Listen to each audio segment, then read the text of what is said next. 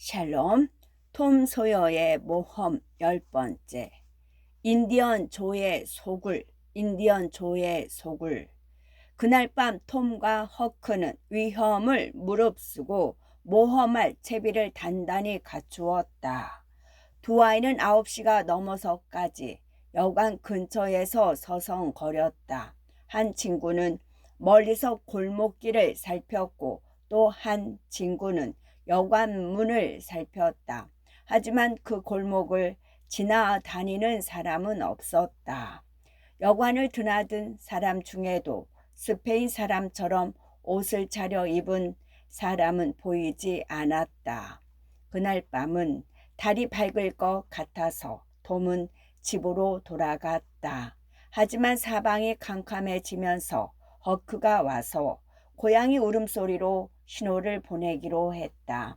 그러면 톰은 집에서 빠져 나와 여관으로 가 맞는 열쇠를 있는지 맞춰볼 작정이었다.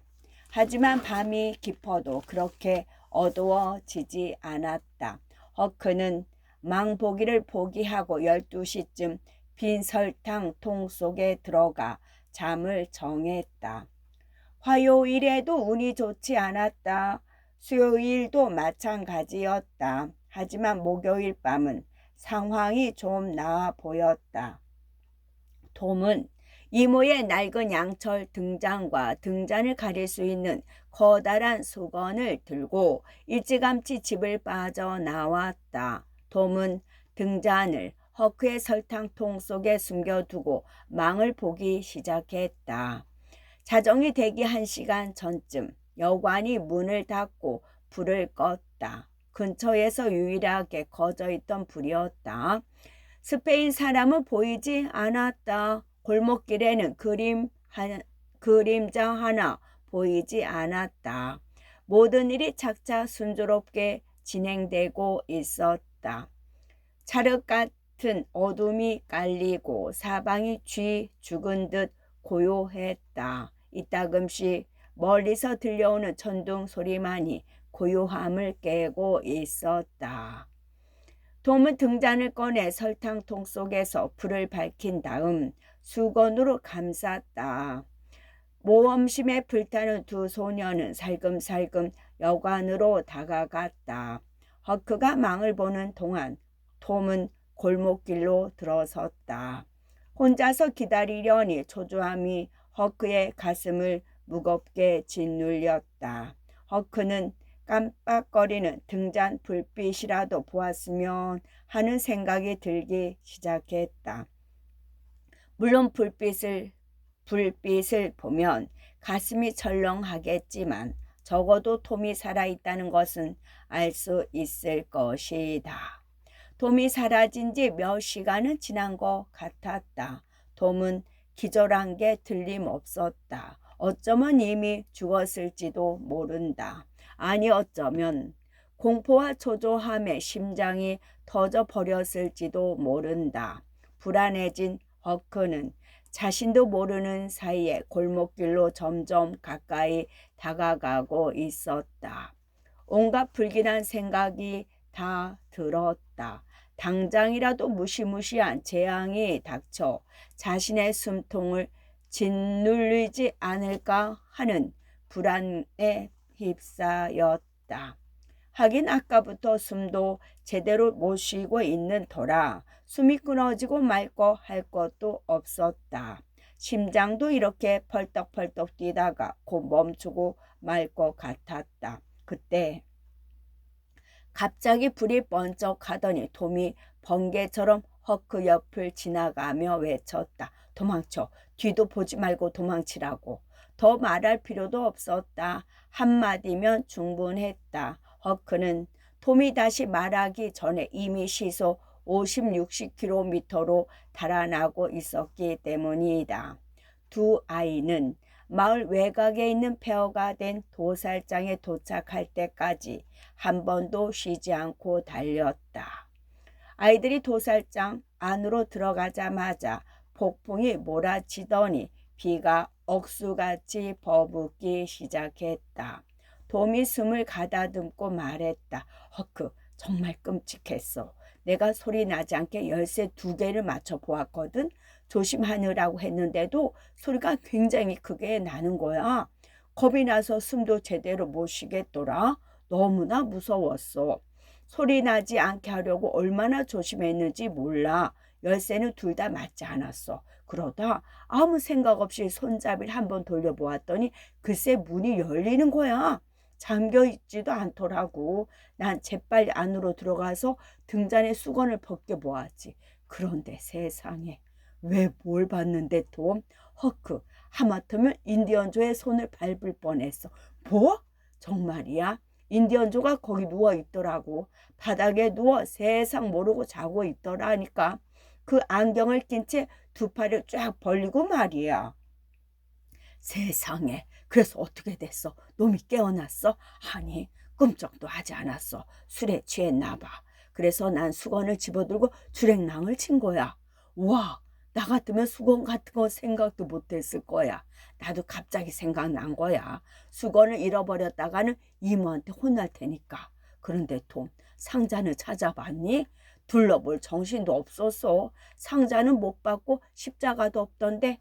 인디언조가 누워있던 바닥에는 술병 하나랑 양철컵만 나뒹굴고 있었어.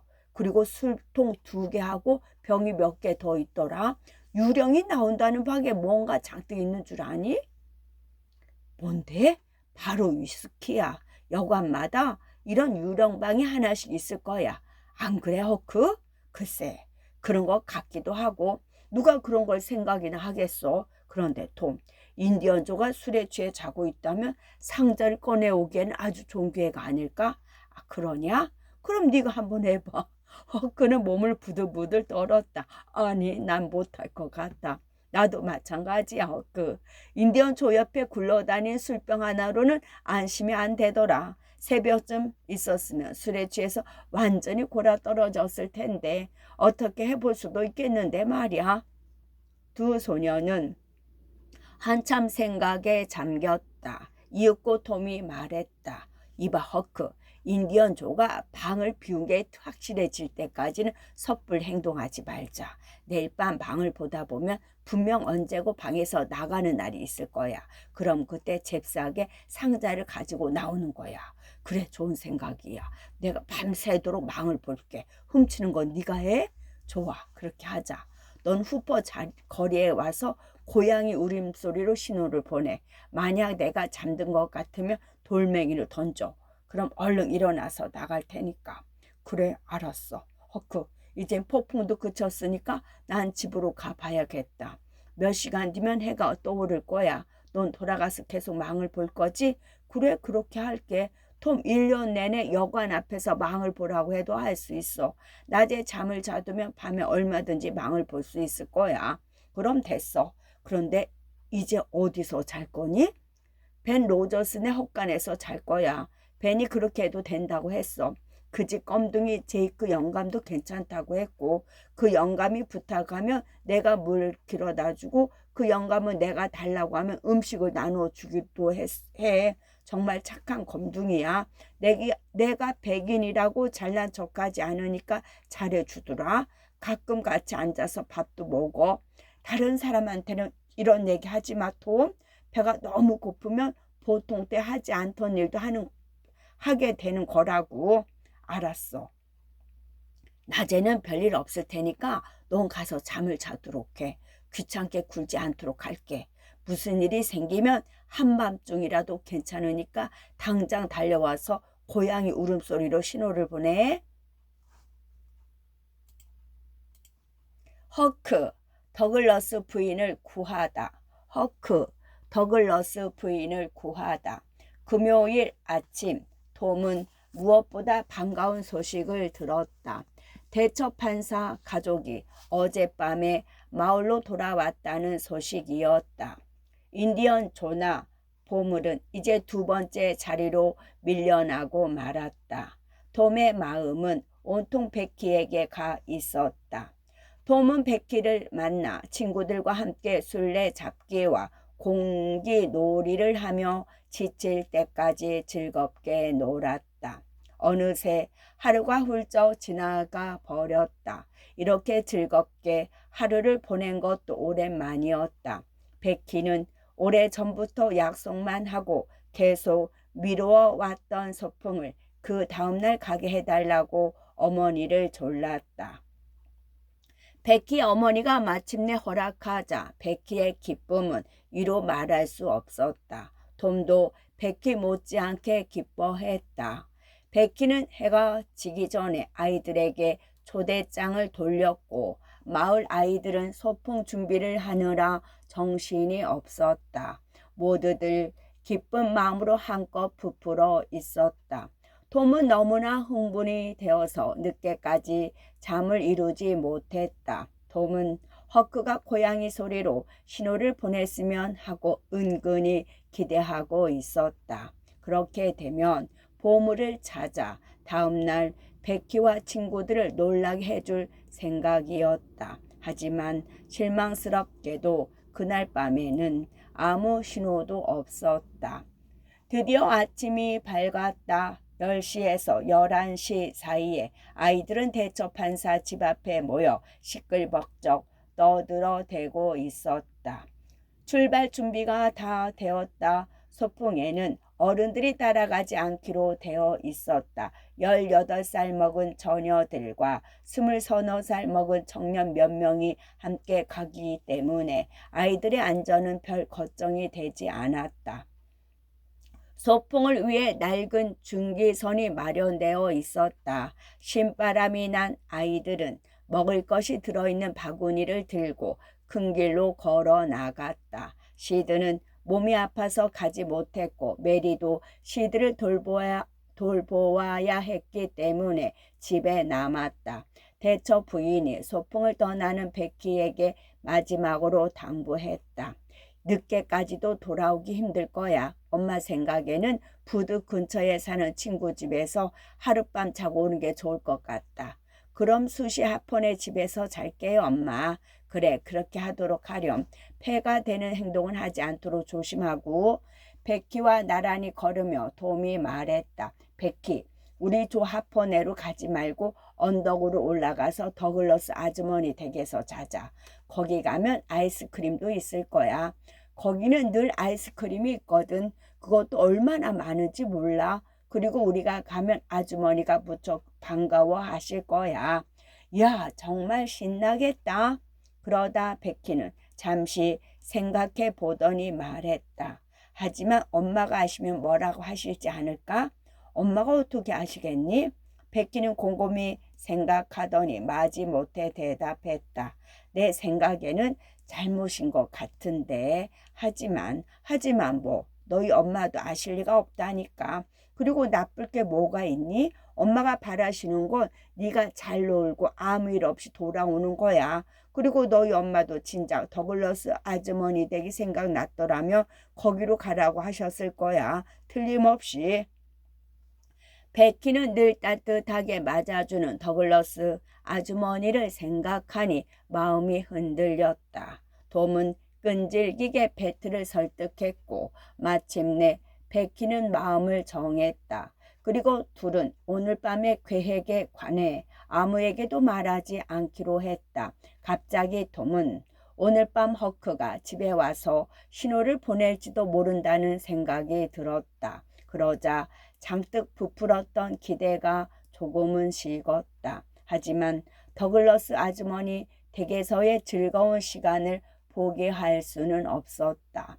어젯밤에도 신호는 없었는데 오늘 있으라는 법은 없지 않은가. 오늘 밤은 틀림없이 즐겁게 보낼 수 있을 텐데 보물을 찾는다는 것은 확실하지 않으니 톰은 아이답게 강하게 끌리는 쪽으로 가기로 결정했다. 돈이 든 상자는 다음날 생각하기로 했다. 증기선은 마을에서 5km 떨어져 있는 숲이 우거진 한적한 포구에 정박했다. 곧 아이들이 강가에 모여들더니 어느새 근처의 숲과 울퉁불퉁한 언덕에서 아이들이 외치는 소리와 웃음소리가 메아리 치듯 울려 퍼지고 있었다. 아이들은 뿔뿔이 흩어져 땀을 뻘뻘 흘리며 지칠 때까지 놀다가 허기진 배를 움켜잡고 캠프로 돌아왔다. 아이들은 허겁지겁 음식을 먹기 시작했다. 한바탕 먹고 난 뒤 아이들은 가지를 넓게 펼친 떡갈나무 그늘 아래에서 휴식을 취하며 상쾌한 마음으로 이야기를 나누었다. 그때 누군가가 소리쳤다. 동굴에 가보고 싶은 사람. 모든 아이들이 다 가보고 싶어 했다. 조를 준비하고 아이들은 한데 어울려 언덕으로 올라갔다. 동굴은 언덕 위에 자리 잡고 있었는데 동굴 입구는 A자 모양을 하고 있었다. 튼튼한 떡갈나무로 만든 문에는 빗장이 걸려있지 않았다. 동굴 안은 얼음 창고만큼 서늘했고 단단한 석회암 벽에는 차가운 물방울이 맺혀 있었다. 동굴은 끝을 알 수가 없는 깊은 어둠을 등지고 서서 햇빛을 받아 눈부시게 빛나는 푸른 골짜기를 내려다보고 있으니 너무나 낭만적이고 신비로웠다. 하지만 그는 감흥도 잠시 또다시 떠들썩해지기 시작했다. 초를 하나 켜자 서로 먼저 차지하겠다고 아이들이 달려들었기 때문이었다. 초를 차지하려는 아이와 빼앗기지 않으려고 버티는 아이 사이에 실랑이가 벌어졌다.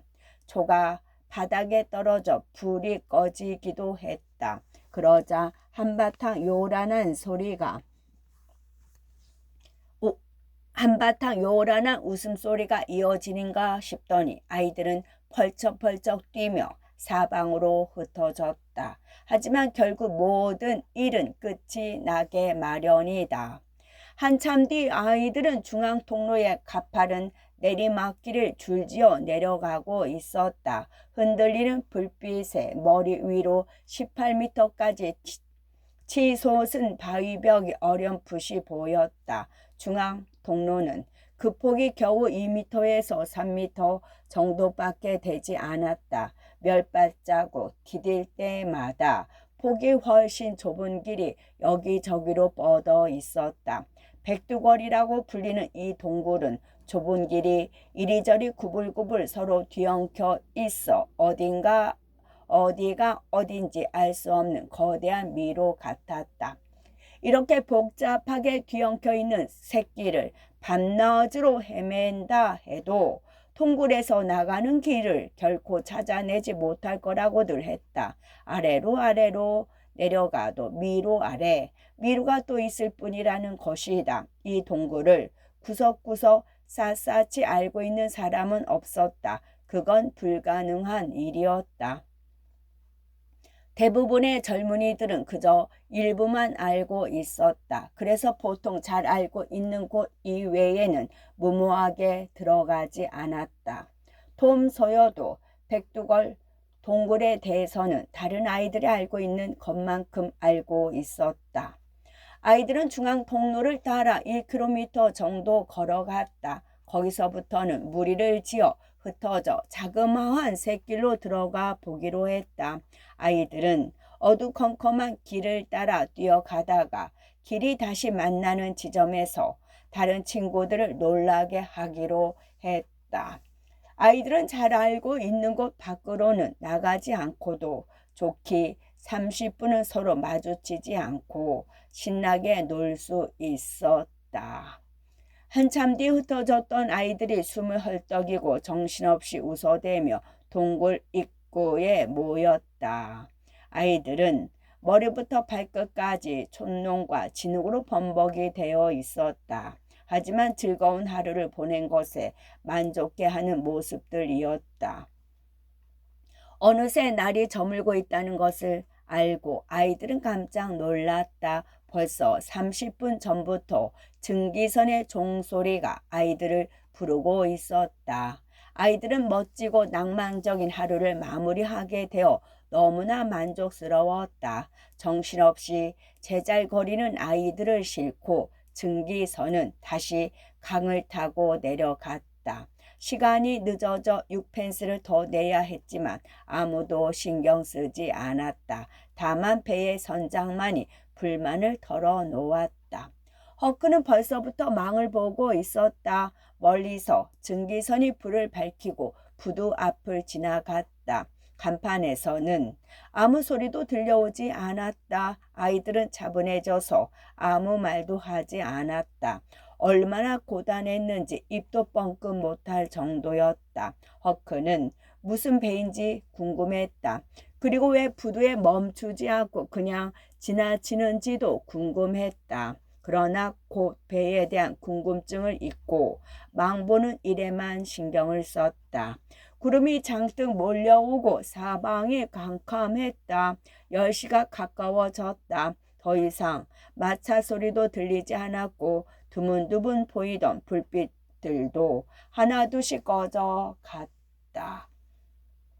오가는 사람들의 모습도 더 이상 보이지 않았다. 온 마을이 잠에 빠져 버린 듯했다. 어린 파수꾼만이 유령이 나올 것 같은 고요한 정막 속에 외로이 남겨졌다. 11시가 되자 여관의 불빛이 꺼져 버렸다. 사방에는 어둠뿐이었다. 허크는 기다렸다.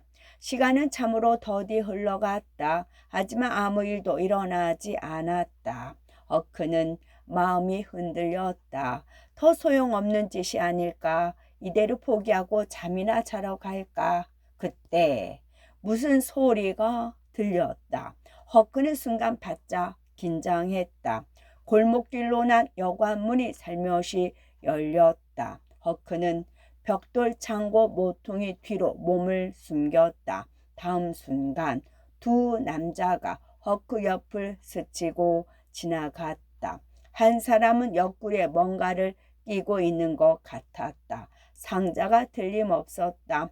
놈들이 보물을 딴 곳으로 옮기는구나. 지금 톰을 부르러 가야 하나? 말도 안 돼. 놈들이 상자를 가지고 사라지면 다시는 찾지 못할 텐데 안 되지. 허크는 남자들의 뒤를 쫓아가 볼 작정이었다. 어둠 속에 몸을 숨기면 들킬 염려는 없었다. 허크는 이렇게 생각하며 숨어있던 곳에서 걸어 나와 마치 고양이처럼 소리 없이 악당들의 뒤를 밟았다. 허크는 두 사람의 모습이 어렴풋이 보일 정도로 거리를 두고 계속 뒤를 쫓았다. 두 남자는 강가의 길을 따라 새 볼록쯤 올라가더니 사거리에서 왼쪽으로 방향을 틀었다. 그러고는 곧장 걸어 카티프 언덕으로 이어지는 길에 이르렀다. 두 남자는 카티프 언덕을 오르기 시작했다. 언덕 중턱에 있는 웨이스 출신 존스 노인의 집 앞을 지나 계속 언덕을 올라갔다. 옳지. 오래된 채석장에 상자를 숨길 생각이군 하고 허크는 생각했다. 하지만 두 남자는 채석장에서도 걸음을 멈추지 않았다. 남자들은 언덕 꼭대기까지 계속 올라갔다. 끝까지 올라간 두 남자는 키 큰 온나무 덤풀 속으로 난 좁은 길로 들어갔다. 두 남자의 모습은 순식간에 어둠 속으로 사라져 보이지 않았다. 허크는 바짝 달라붙어 거리를 좁혔다. 어둠이 짙어 들키지 않을 거라고 생각했기 때문이었다. 허크는 빠른 걸음으로 뒤쫓다가 거리가 너무 좁혀진 것 같자 속도를 늦추었다. 허크는 천천히 걷다 가만히 멈추어 서서 귀를 기울여 보았다. 아무 소리도 들리지 않고 끙끙 요동치는 자신의 심장 소리만 들렸다. 언덕 위쪽에서 부엉이 울음소리가 들려왔다. 사람이 걸어가는 소리는 들리지 않았다. 젠장 놓친 건가? 허크가 후닥닥 달려가 보려는 참이었다. 바로 그때 1미터쯤 떨어진 곳에서 헛기침 소리가 들려왔다. 허크는 심장이 멎는 것 같았다. 허크는 침을 꿀꺽 삼키고 침착하려고 애썼다. 마치 말라리아에 걸린 사람처럼 온몸을 달달 떨며 그 자리에 서서 꼼짝하지 않았다. 다리가 얼마나 후들거리던지 그 자리에서 푹 쓰러져 버릴 것만 같았다. 허크는 여기가 어디인지 알고 있었다. 더글러스 부인의 마당으로 들어가는 입구에서 불과 5발자국도 떨어지지 않는 곳이었다. 허크는 생각했다. 그래, 여기다 묻으려나 보다. 잘됐다. 여기라면 찾기도 어렵지 않을 테니. 그때 낮은 목소리가 들려왔다. 인디언 조의 목소리였다. 이런 제기랄, 손님이 있나 보군. 이렇게 늦은 시간까지 불이 켜져 있는 걸 보니 난 안 보이는데? 낯선 남자가 대꾸했다. 유령의 집에서 보았던 바로 그 남자였다. 허크는 등줄기가 오싹해지는 느낌이었다. 그렇다면 인디언 조는 지금 복수를 하기 위해 와 있다는 말인가? 허크는 도망쳐야 한다는 생각밖에 들지 않았다. 그러다 기억을 더듬어 보니 더글러스 부인이 자기에게 여러 번 친절하게 대해준 것이 기억났다. 어쩌면 이 두 남자들은 부인을 살해하려고 하는지도 몰랐다. 허크는 부인에게 이 사실을 알려주고 싶었다. 하지만 도저히 용기가 나지 않았다. 그러다간 놈들에게 붙잡힐지도 모를 일이었다. 낯선 남자의 말이 끝나고 인디언 조의 대답이 이어지는 그 짧은 순간에 허크의 머릿속에 이런저런 생각이 스쳐갔다. 인디언 조의 말이 이어졌다. 덤불에 가려서 보이지 않는 거야. 자, 이쪽으로 와봐. 이제 보이지? 그래, 손님이 있었군. 오늘은 포기하는 게 좋겠어. 포기하고 그냥 여군 이곳을 떠나라고? 여기서 포기하면 다시는 기회가 없을 텐데. 전에도 말했지만 난 저 계집의 재산이 탐나서 그러는 게 아니야. 돈 따위는 자네가 다 가져도 좋아. 저 계집의 남편이라는 작자가 나한테 얼마나 못되게 굴었는지 몰라. 치안 판사랍시고 나를 불량죄로 몰아 몇 번이나 감옥에 넣었다고. 그것뿐인 줄 아나? 이제껏 당한 수모를 생각하면 그건 3발의 피야. 나를 감옥 앞에서 때렸다고. 그것도 온 마을 사람들이 보는 앞에서 마치 검둥이를 다루듯 채찍으로 말이야. 알겠어? 놈은 벌써 죽어버렸지만 난 그 마누라한테라도 복수를 해야겠어. 죽이지는 마. 그러지 마. 죽인다고? 누가 죽인다고 했나? 판사놈이 살아있었다면 그놈은 죽여버려야지. 하지만 마누라는 아니야. 여자한테 복수를 할 때는 죽이는 게 아니야. 얼굴을 뭉개버려야지. 코를 잘라내고 돼지처럼 귀를 잘라버리는 거지. 그래도 그건 자네는 참견할 일이 아니야. 그게 자네 신상에도 좋을 테니까 난 저 계집을 침대에 묶어 놓을 거야. 피를 너무 많이 흘려서 죽어도 괜찮아. 저 계집이 죽는다고 해도 눈물 한 방울 흘리지 않을 거야. 자네가 나를 도와주어야 해. 그래서 자네를 여기 데려온 거야. 혼자서는 힘들 것 같아. 겁먹고 내빼면 자네도 내 손에 죽을 줄 알아. 알겠어? 자네를 죽이게 되면 별 수 없이 판사 마누라도 죽여야지. 그래야 누가 이 짓을 했는지 아무도 모를 테니까. 알았어. 어차피 해야 할 일이라면 빨리 해치우자고. 빠르면 빠를수록 좋으니까 난 겁이 나 죽겠어. 지금 해치우자고? 다른 사람이 있는데 자넨 대체 생각이 있는 거야 없는 거야? 불이 꺼질 때까지 기다려야 돼. 서두를 필요 없어. 한동안 침묵이 계속되었다. 허크는 살인을 의논하는 것보다 침묵이 더 끔찍하게 느껴졌다. 허크는 숨을 멈추고 조심스럽게 뒷걸음질을 쳤다. 한 발 한 발 조심스럽게 중심을 잡아가며 발을 내디뎠다. 다시 조심스럽게 위험을 무릅쓰고 한 발을 뒤로 내디디는데 작은 나뭇가지 하나가 뚝 부러졌다. 허크는 숨을 멈추고 귀를 기울여 보았다. 아무 소리도 들리지 않았다. 바늘 떨어지는 소리조차 들릴 것 같은 고요함이 계속되었다. 천만다행이었다. 한참 뒤 허크는 온나무 덤불로 둘러싸인 길로 다시 나와 커다란 배가 움직이듯 몸을 조심스럽게 천천히 돌렸다. 그러고는 빠른 걸음으로 하지만 조심스럽게 걸어갔다. 채석장에 이르자 비로소 안심이 되었다. 허크는 발걸음을 재촉하여 날듯이 도망쳤다. 무서운 속도로 언덕을 달려 내려가 존스 노인 집에 도착했다. 허크는 문을 두드렸다. 그러자 노인과 건장한 두 아들이 창문으로 얼굴을 내밀었다. 누구야? 소란을 피우는 녀석이. 누가 문을 두드리는 거야? 왜 그래? 들여보내주세요. 빨리요. 다 말씀드릴게요. 이런 넌 누구냐? 허클베리 핀이에요. 빨리 들여보내주세요. 허클베리 핀이 맞군. 누가 한밤중에 너한테 선뜻 문을 열어주겠냐면 어쨌든 들어오너라. 무슨 일인지 들어보자꾸나. 절대 제가 알려주었다고 말하면 안 돼요. 허크는 안으로 들어가자마자 이 말부터 했다. 제발 부탁이에요. 그럼 전 죽어요. 틀림없어요. 하지만 더글러스 아주머니가 저한테 잘해주셨으니까 다 말씀드리고 싶어요.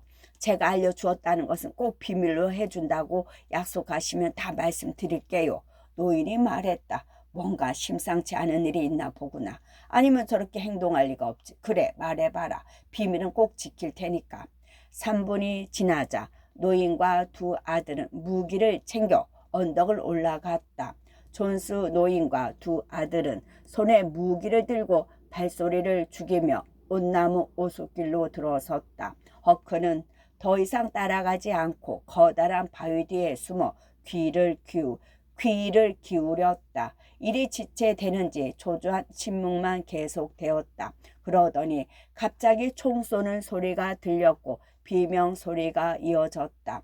허크는 더 이상 그 자리에 서 있을 수가 없었다.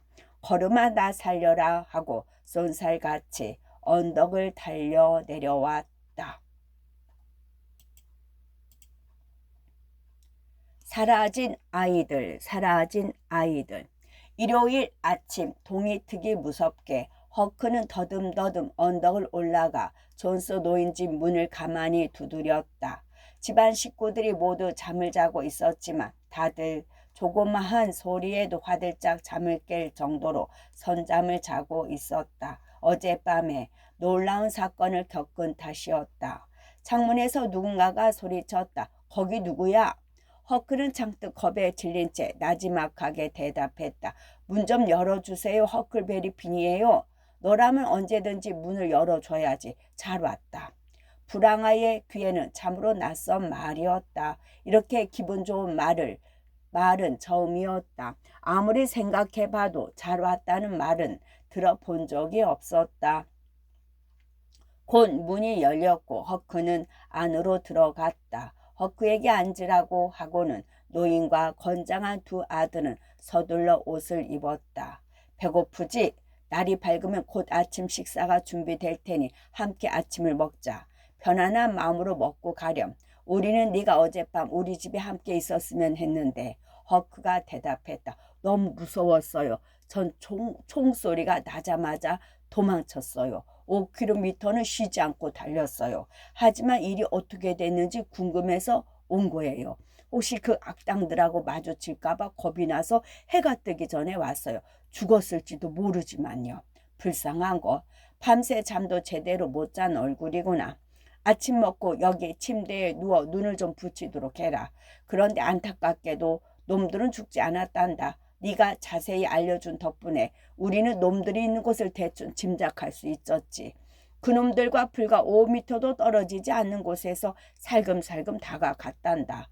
온나무 덤불 길은 지하실만큼이나 컴컴하더구나. 그런데 하필이면 바로 그때 재치기가 나오는 거야. 정말 운도 없지. 참으려고 했지만 소용없어서.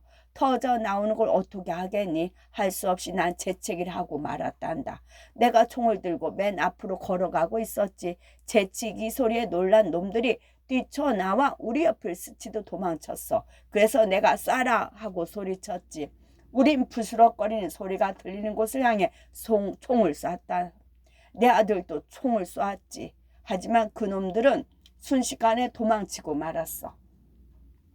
우리가 숲속까지 쫓아갔지만 놈들은 총에 맞은 것 같지는 않아. 놈들도 도망치면서 우리한테 총을 쐈지만 다행히 총알이 빗나가 우리도 다치지는 않았어. 놈들의 발소리가 들리지 않아서 계속 추격을 포기하고 언덕을 내려와 보안관을 깨웠지. 보안관은 곧 수색대를 조직해서 강둑에 경비를 세웠어. 해가 뜨자마자 보안관과 수색대가 숲을 샅샅이 뒤질 모양이야. 우리 아들들도 그 수색대에 합류하기로 했단다. 그래서 말인데 놈들의 옷차림이나 생김새를 알면 많은 도움이 될 것 같구나. 놈들이 어떻게 생겼는지 너도 제대로 못 봤지? 너무 어두워서 말이야. 그렇지? 아니요, 봤어요. 마을에서부터 쭉 뒤쫓아 갔거든요. 그거 참 다행이구나. 자세히 설명해봐라, 애야. 한 사람은 벙어리에 기머거리인 스페인 사람이에요. 마을에 한두 번 온 적이 있어요. 그리고 또 한 사람은 아주 사납게 생기고 누더기를 거친 그 자라면 우리도 알겠다. 언젠가 더글러스 부인집 뒤에 숲에서 우연히 마주친 적이 있거든. 그때도 슬그머니 도망을 치더구나. 얘들아, 어서 가서 보안관한테 들은 대로 전해라. 아침 식사는 나중에 먹도록 하고. 존스 노인의 아들들은 즉시 집을 나설 채비를 했다. 두 아들이 방에서 나가려고 할 때 허크가 벌떡 일어나더니 큰 소리로 말했다. 오, 제발 제가 알려주었다는 걸 아무한테도 말하지 마세요. 제발 부탁이에요. 정 그렇다면 알겠다, 허크. 하지만 그렇게 대단한 일을 했는데 마땅히 인정을 받아야 하지. 아니에요. 제발 아무한테도 말하지 마세요. 두 아들이 나가자 노인이 물었다. 우리 아들 녀석들은 절대로 말하지 않을 거야. 나도 마찬가지고. 하지만 왜 알려지는 게 그렇게 싫은 거냐? 허크는 두 남자 중 한 사람에 대해 많은 것을 알고 있는데 특히 그 남자가 한 몹쓸 짓에 대해 자기가 알고 있다는 사실이 알려지는 게 무섭다고 설명했다. 그놈이 그 사실을 알게 되면 자기는 죽을지도 모른다고 덧붙였다.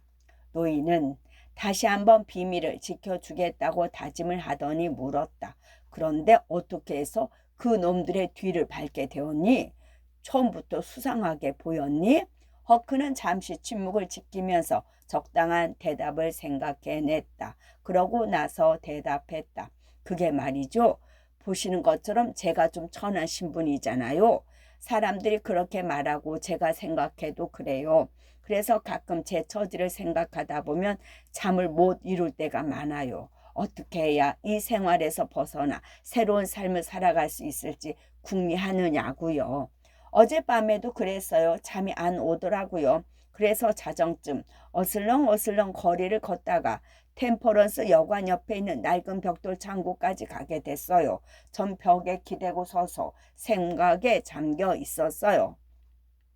그런데 바로 그때 두 남자가 제 옆으로 쓱 지나가더라고요. 옆구리에 뭔가를 끼고 말이에요.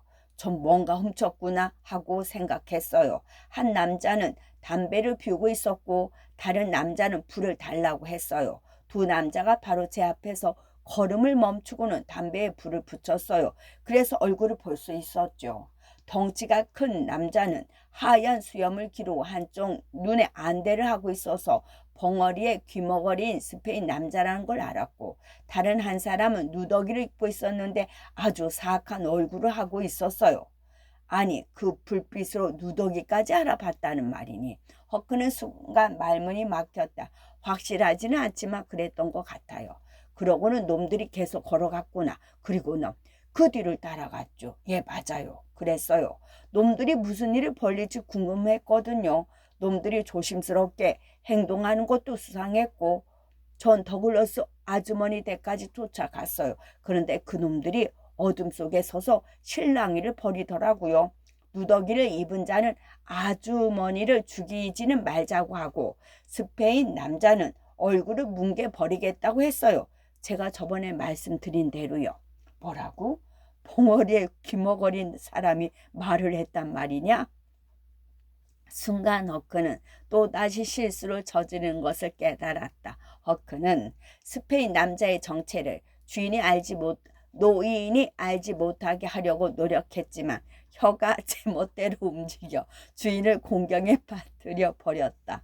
허크는 수습을 해보려고 이렇게 저렇게 돌려댔지만 노인이 날카로운 눈으로 쳐다보는 바람에 실수에 실수를 거듭했다. 이윽고 존스 노인이 말했다. 얘야, 날 두려워할 필요는 없어. 난 무슨 일이 있어도 네 머리카락 하나 다치게 하지 않을 거야. 난 오히려 널 보호해 줄 거야. 그렇고 말고 그 스페인 사람은 벙어리도 기머거리도 아니었구나. 넌 너도 모르게 그만 말해버리고 만 거야. 이제 더 이상 감추려고 하지 마라. 넌 스페인 남자에 대해 뭔가 알고 있는데 말하고 싶지 않은 모양이구나. 날 믿고 덜어놓으렴. 누군지 말해도 돼. 널 배반하는 일은 없을 테니까. 허크는 존스 노인의 눈을 쳐다보았다. 진심인 것 같았다. 허크는 노인의 귀에 대고 속삭였다. 그놈은 스페인 사람이 아니에요. 인디언 조예요. 노인은 놀라서 거의 의자에서 굴러 떨어질 뻔했다. 잠시 뒤 노인이 말했다. 이제 모든 것이 명백하게 밝혀지는구나. 귀를 잘라내고 코를 도려낸다는 말을 할 때 난 네가 꾸며낸 이야기인 줄 알았다. 백인들은 그런 식으로 복수를 하지는 않으니까. 하지만 인디언이라면 얘기가 달라지지. 아침 식사 동안 이야기는 계속되었다. 노인은 어젯밤 두 아들과 잠자리에 들기 전에 등잔을 들고 더글러스 부인 저택의 계단과 그 근처에 혹시 핏자국은 없는지 살폈다고 했다. 하지만 핏자국은 발견되지 않았고 보따리가 발견되었다고 했다. 무슨 보따리요? 번개가 아무리 빠르다 해도 창백한 허크의 입술에서 불쑥 튀어나온 이 말만큼 빠르지는 않을 것이다. 허크는 두 눈을 커다랗게 뜨고 숨죽인 채 노인의 대답을 기다렸다. 존스 허인은 허크를 뚫어져라 쳐다보았다. 3초, 5초, 10초. 이윽고 노인이 천천히 대답할 때 대답했다. 도둑질할 때 쓴 연장 보따리였어. 그런데 왜 그렇게 놀라니? 허크는 털썩 주저앉았다. 그리고 안도의 한숨을 내쉬었다. 말로 할 수 없을 만큼 다행스러운 마음이 들었다. 존스 노인은 심각하면서도 호기심 어린 눈으로 허크를 살폈다. 그러고는 말했다. 그래, 연장 보따리. 그런데 넌 그 말에 굉장히 안심이 되는가 보구나. 무엇 때문에 그러니? 우리가 뭘 발견했을 거라고 생각했는데.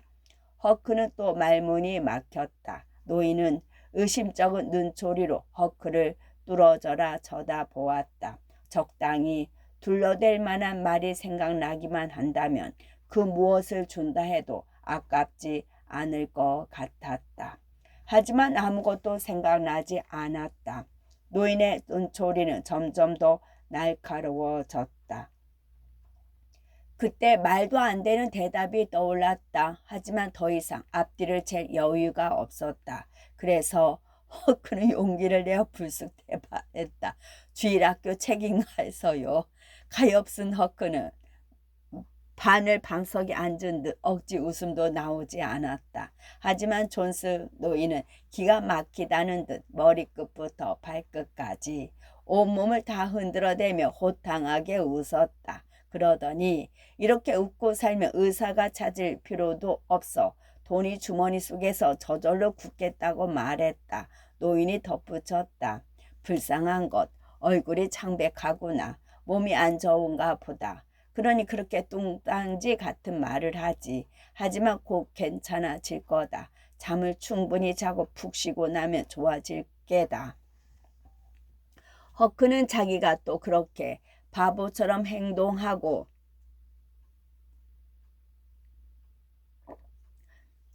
의심을 살 만큼 흥분했는지 생각만 해도 짜증이 났다. 더글러스 부인집 문 앞에서 놈들이 하는 이야기를 엿들었을 때 이미 여관에서 들고 나온 보따리에 보물이 들어있을 거라는 생각을 버렸다. 하지만 보물이 아닐 거라는 것도 자기 생각일 뿐 확인한 것도 아니었다. 그러니 보따리가 발견되었다는 말에 앞뒤 가리지 못하고 그런 행동을 했던 것이다. 하지만 이렇게 말이 나온 게 오히려 다행이라는 생각도 들었다.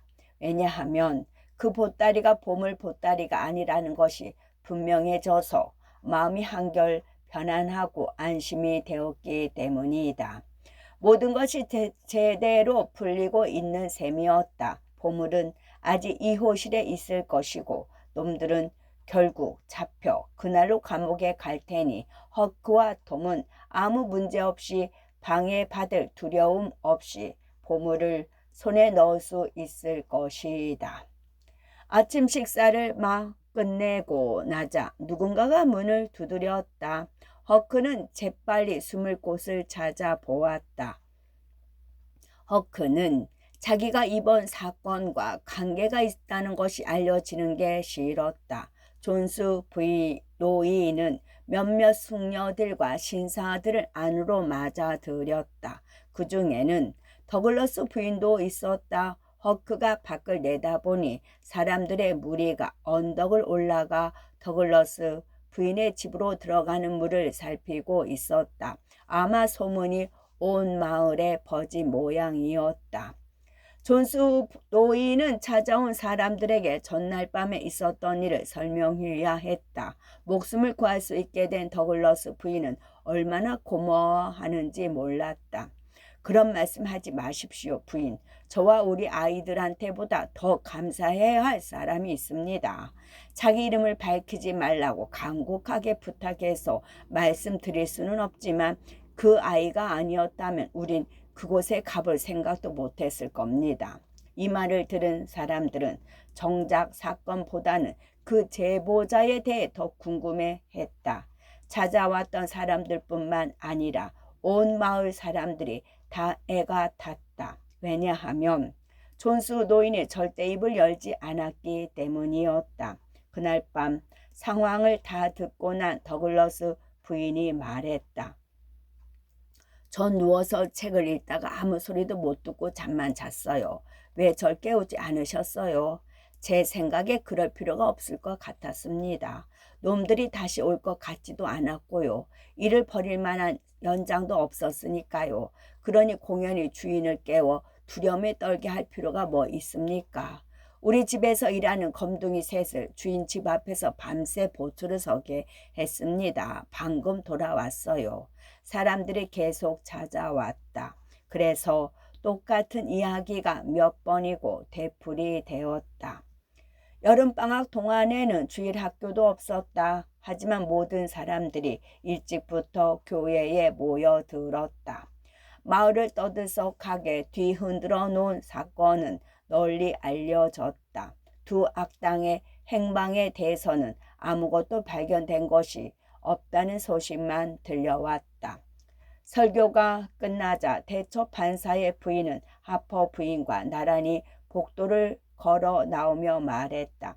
우리 베키는 하루 종일 잘 모양이죠? 무척 피곤하긴 할 거예요. 베키요? 예.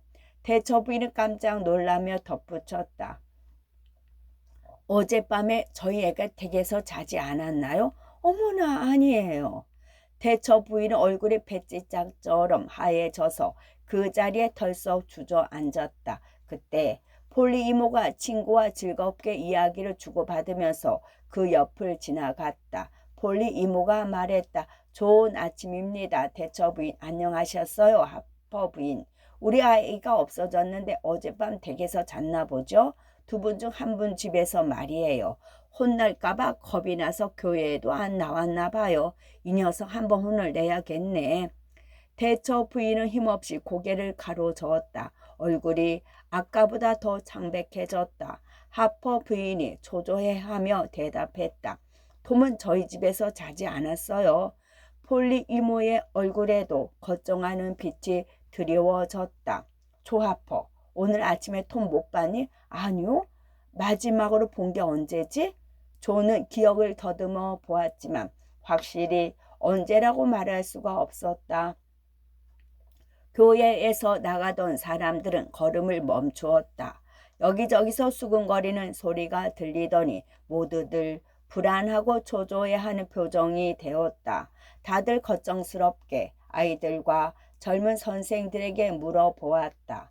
집으로 돌아오는 배에 톰과 베키가 탔는지 안 탔는지 제대로 살펴본 사람이 없다는 말뿐이었다. 날이 어두워서 누가 타고 안 탔는지 알아볼 생각을 못한 모양이었다. 한 젊은이가 어쩌면 아직 동굴에 남아 있을지도 모르겠다고 말했다. 그 말을 듣자마자 대처 부인은 쓰러지고 말았다. 폴리 이모는 두 손을 움켜쥐며 울음을 터뜨렸다.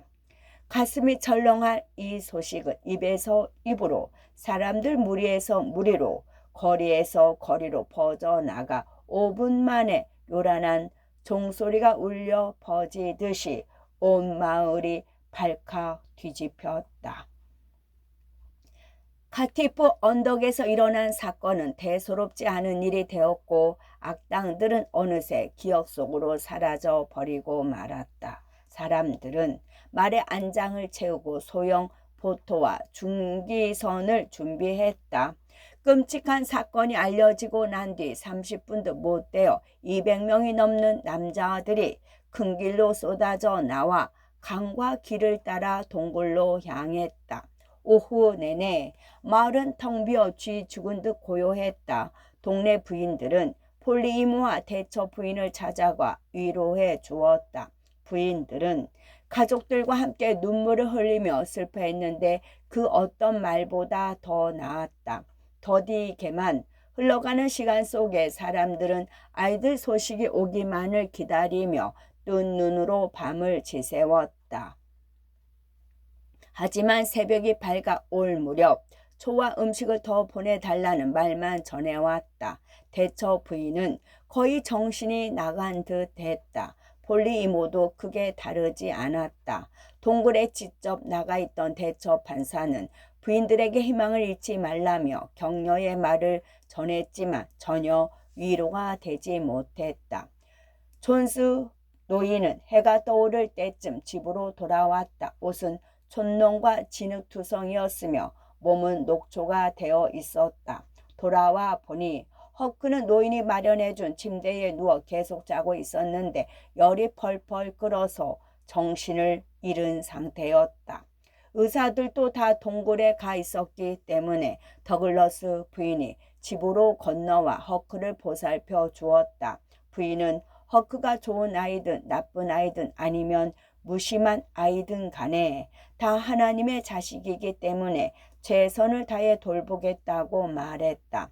하나님에게 속한 것은 그 어느 것도 소홀히 할 수 없다는 것이었다. 존스 노인이 허크는 좋은 점이 많은 아이라고 말해주자 더글러스 부인이 말했다. 그럴 거예요. 그게 하나님이 돌보아 주신다는 증거지요. 하나님은 어느 거 하나도 그냥 버리시지 않으시니까요. 절대 그러시는 법이 없지요. 살아있는 모든 생명들에는 다 하나님의 손길이 닿아 있답니다. 이른 아침 지칠 대로 지친 남자들 무리가 마을로 돌아왔다. 기운이 남아있는 사람들은 수색을 계속했다. 사람들의 발길이 한 번도 닿지 않았던 동굴 깊숙이까지 뒤져보았고 구석구석 다 찾아보고 있다고 했다. 미로처럼 얽힌 동굴 속 어느 길로 들어서도 멀리까지 사방으로 불빛이 반짝거리는 것이 보였고 동굴 속 지하 어두운 통로까지 고함 소리와 종소리가 울려 퍼지고 있다고 했다.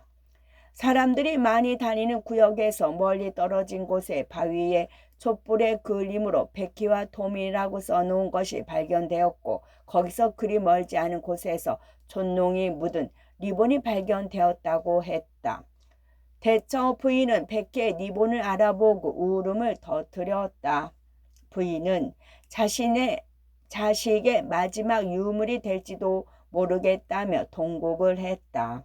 끔찍한 죽음을 맞이하기 전에 살아있던 아이가 마지막까지 몸에 지니고 있던 물건이니 이보다 소중한 것이 또 어디 있겠냐며 울부짖었다.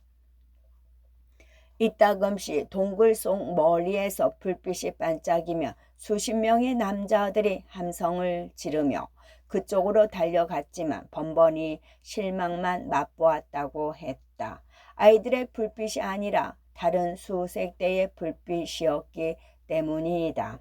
끔찍스럽기 짝이 없는 사흘 밤과 낮이 너무나 더디게 지나갔다. 온 마을 사람들은 희망을 잃고 넋이 나간 듯 멍해져서 삶의 의욕을 잃은 듯 했다. 템퍼런스 여관 주인이 여관의 술을 감추어 두다가 발각된 사실은 엄청난 사건이었음에도 불구하고 사람들의 관심을 끌지 못했다. 잠깐 정신을 차린 허크는 슬며시 여관에 대한 이야기로 화제를 돌려 일이 잘못되지는 않았을까 두려워하며 자기가 앓고 있는 동안 혹시 템퍼런스 여관에서 뭔가 발견된 것이 없었냐고 물었다. 더글러스 부인이 대답했다. 있지. 허크는 눈을 동그랗게 뜨고 침대에서 벌떡 일어나 앉으며 물었다. 뭔데요? 뭐였죠? 술이야. 그래서 그 여관은 문을 닫게 됐단다. 누워라 얘야. 깜짝 놀랐잖니. 한 가지만 말씀해 주세요. 한 가지만요. 제발 부탁이에요. 그것을 발견한 아이가 톰 소여인가요? 그 소리에 부인은 눈물을 흘렸다. 쉬, 이제 그만 허크. 내가 전에도 말했지만 넌 말을 많이 하면 안 돼. 넌 지금 많이 아프거든. 그렇다면 술 말고는 아무것도 발견되지 않았다는 소리였다. 금화가 발견되었다면 온 동네가 발칵 뒤집혔을 테니까 보물은 영영 사라지고 말았구나. 그런데 더글러스 아주머니가 왜 저렇게 우는 걸까? 참 이상하다. 이런저런 생각을 하다가 허크는 정신이 희미해졌다. 쇠약해진 허크는 또다시 잠이 들었다. 더글러스 부인은 혼자 중얼거렸다. 잠들었구나. 불쌍한 것. 톰 소여가 찾긴 뭘 찾아. 다들 톰을 찾지 못해 난리인데 수색을 계속할 희망도 사라져가고 모두들 지쳐서 이젠 기운이 남아있는 사람조차 없으니.